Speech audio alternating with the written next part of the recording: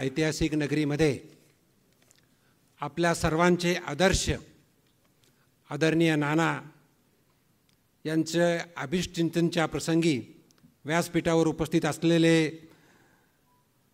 रामानाचार्य ढोक महाराज, संदीपान महाराज शिंदे, बाबुळगावकर शास्त्री, आचार्य भोसले, सर्व संत, आमदार मित्र, आमचे नाव घेत नाही कारण वेळ कमी आहे, आदरणीय व्यासपीठ आणि जमलेल्या सर्व बंधू आणि भगिनींनो,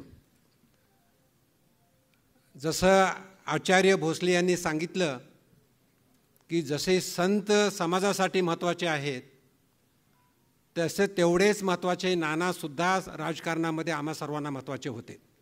मी राजकारणात आल्यानंतर महापौर झालो, उपमहापौर झालो, त्यावेळेस नेते होते माननीय गोपीनाथरावजी मुंडे साहेब.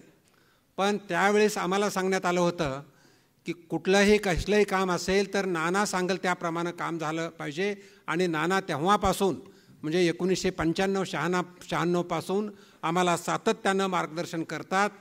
आणि मार्गदर्शन करत असताना मला आठवतं आहे बरीच नानाची भाषणं ऐकली, पण एक समाजामध्ये भाषण करत असताना कुठल्याही कार्यक्रमामध्ये म्हणायचं की आपल्यामध्ये जे काय तुमच्यामध्ये एक गुण चांगला तुम्ही पत्करा आणि एखादी वाईट सवय तुम्हाला जी वाटते ती सोडा.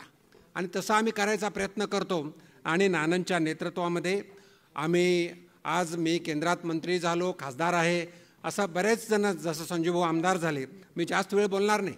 पण नानाचं आदर्श हा शिक्षण क्षेत्र असेल, सहकार क्षेत्र असेल, कृषी क्षेत्र असेल, उद्योग असेल, बँक असेल, तर हे सर्व ठिकाणी नाना सर्वांना आदर्शमय आहेत.